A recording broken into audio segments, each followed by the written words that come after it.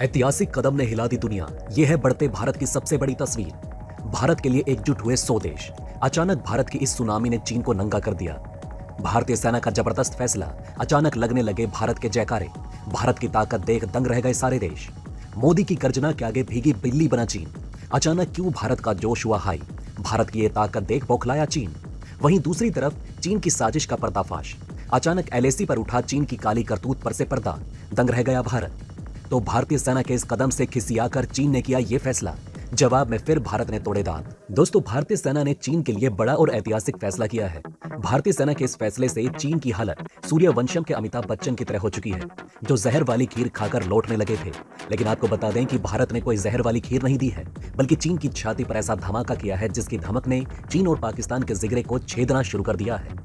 जानेंगे चीन की तड़प के बारे में, लेकिन आइए उसके पहले एलएसी पर चीन की साजिश का खुलासा कर देते हैं, जिसने फिर से यह बता दिया है कि कुत्ते की पूंछ सीधी हो सकती है लेकिन चीन की नहीं। दोस्तों, चीन जैसे पड़ोसी को जितनी भी गाली दो उतना कम है। यह आज पूरी दुनिया को चीख कर कह रहा है सीमा विवाद सुलझाने को लेकर चीन कितना गंभीर है। अब यह चर्चा बेमानी होती जा रही है। चीन कहता कुछ है और करता कुछ। भारत भी इस बात को बेहद अच्छे से समझने लगा है। इसी का नतीजा है कि भारत भी पिछले कुछ सालों से सीमा से सटे इलाकों में बुनियादी ढांचे के विकास पर ज्यादा ध्यान दे रहा है। चीन की किसी भी नापाक मंसूबे से निपटने के लिए भारत ने भी सीमा पर पर्याप्त संख्या में सैनिकों की तैनाती की है। ऐसे में चीन ने भारत के एक फैसले पर बौखलाकर एक बड़ा कदम उठाया। भारत के साथ पूर्वी लद्दाख में वास्तविक नियंत्रण रेखा यानी कि एलएसी पर जारी गतिरोध के बीच चीन ने बॉर्डर इलाके में अपने रेलवे नेटवर्क को 2025 तक 4000 किलोमीटर तक बढ़ाने का फैसला किया है। चीन की ओर से रेलवे नेटवर्क का विस्तार अक्साई चीन इलाके में किया जाएगा। अक्साई चीन वो इलाका है जिसे लेकर भारत और चीन के बीच 1950 के दशक से ही विवाद चल रहा है। भारत इस क्षेत्र को अपना मानता है। इंडियन एक्सप्रेस की रिपोर्ट के मुताबिक बॉर्डर से सटे इलाके में चीन की ओर से किए जा रहे हर विकास कार्य पर भारत की भी पैनी नजर बनी हुई है। माना जा रहा है कि चीन रेलवे नेटवर्क के जरिए अपनी सेना के पूर्व से पश्चिम में होने वाले मूवमेंट को और आसान बनाना चाहता है। इसके अलावा चीन तिब्बत में भी अपने मौजूदा रेल नेटवर्क 1359 किलोमीटर के दायरे को बढ़ाने पर विचार कर रहा है। चीन की सरकारी मीडिया की रिपोर्ट के मुताबिक चीन की रेलवे लाइन का पहला चरण 2025 तक पूरा हो जाएगा, जो कि सियागात्से से लेकर पखुत्सो तक जाएगी। चीन की सरकारी मीडिया की रिपोर्ट के मुताबिक प्लान के अनुसार 2035 तक 1000 किलोमीटर और रेलवे लाइन का विस्तार किया जाएगा। रेलवे नेटवर्क के विस्तार को लेकर चीन इसलिए भी गंभीर है क्योंकि वो अपने रसद क्षमता में विकास के साथ साथ मजबूती देना चाहता है। लेकिन देखिए, ऐसा नहीं है कि हमारा भारत कमजोर है। आइए पहले जानते हैं किस वजह से चीन को बौखलाहट में ये कदम उठाना पड़ा। तो देखिए दोस्तों, भारतीय सेना अंतर्राष्ट्रीय सीमा से लगे इलाकों में सड़कों का जाल बनाने और पुलों को दुरुस्त करने पर भी ज्यादा जोर दे रही है। इसके तहत चीन की लगी सीमा के साथ ही बाकी देशों से लगी सीमावर्ती क्षेत्रों में भी सड़कों का तेजी से निर्माण किया जा रहा है। बीते 5 सालों में सीमा सड़क संगठन BRO ने पूरे भारत में करीब 6000 किलोमीटर सड़क का निर्माण किया है।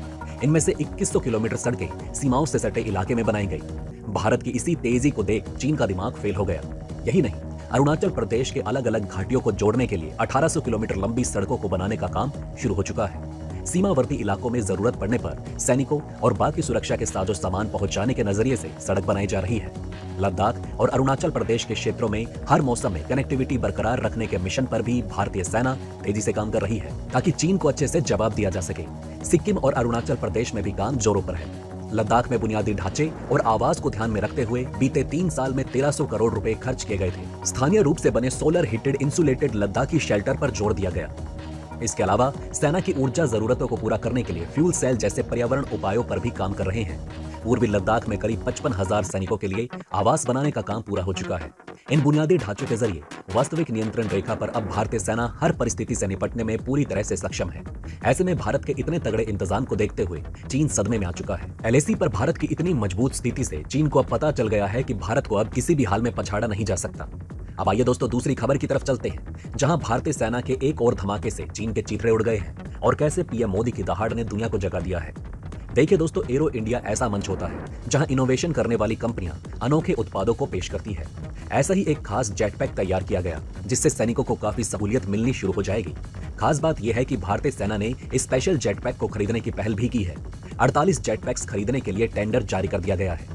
जेटपैक नॉर्दर्न बॉर्डर्स पर तैनात सैनिकों के लिए खरीदे जाएंगे। समाचार एजेंसी ANI की रिपोर्ट के मुताबिक एक भारतीय स्टार्टअप ने जेटपैक पहने सैनिक का मॉडल विकसित किया। कर्नाटक की राजधानी बेंगलुरु में एरो इंडिया के दौरान इसका प्रदर्शन किया जाएगा। इंडिया पवेलियन में प्रदर्शित जेटपैक भारतीय सेना की ताकत को बढ़ाएगा। एरो इंडिया का उद्घाटन सोमवार को बेंगलुरु में किया गया है। सेना ने सैनिकों के लिए तैयार स्पेशल जेट पैक को उत्तरी सीमाओं पर तैनात सैनिकों के लिए खरीदने का फैसला किया। रिपोर्ट के मुताबिक इंडियन आर्मी की संबंधित यूनिट ने 48 जेट पैक खरीदने का टेंडर जारी किया है। पीएम मोदी ने कहा कि अमृत काल का भारत एक फाइटर पायलट की तरह आगे बढ़ रहा है, जिसको ऊंचाइयां छूने से डर नहीं लगता, जो सबसे ऊंची उड़ान भरने के लिए उत्साहित है। आज का भारत तेज सोचता है, दूर की सोचता है और तुरंत फैसले लेता है। पीएम मोदी ने कहा कि 21वीं सदी का नया भारत अब ना तो कोई मौका गवाएगा और ना ही मेहनत करने में पीछे रहेगा। हम तैयार हैं। सुधारों की राह पर हम हर क्षेत्र में क्रांति ला रहे हैं। दशकों तक रक्षा का सबसे बड़ा इंपोर्टर देश अब 75 देशों को रक्षा उपकरण एक्सपोर्ट करता है। आपको बता दें कि एरो शो लगभग 35,000 वर्ग मीटर के क्षेत्र में आयोजित किया जा रहा है। यह अब तक का सबसे बड़ा आयोजन होगा। इसमें 98 देश शामिल होंगे। एशिया का सबसे बड़ा एरो शो डिजाइन नेतृत्व में देश की प्रगति, रक्षा, अंतरिक्ष और भविष्य की प्रौद्योगिकियों को प्रदर्शित करेगा।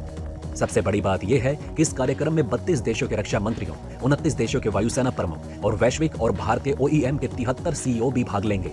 रिपोर्ट के अनुसार MSME और स्टार्टअप सहित 809 रक्षा कंपनियां आला प्रौद्योगिकियों में प्रगति और एरोस्पेस और रक्षा क्षेत्र में वृद्धि का प्रदर्शन करेंगी। इस कार्यक्रम में लगभग 5 लाख दर्शकों के शामिल होने की उम्मीद है और कई लाख लोग टेलीविजन और इंटरनेट के माध्यम से जुड़ेंगे।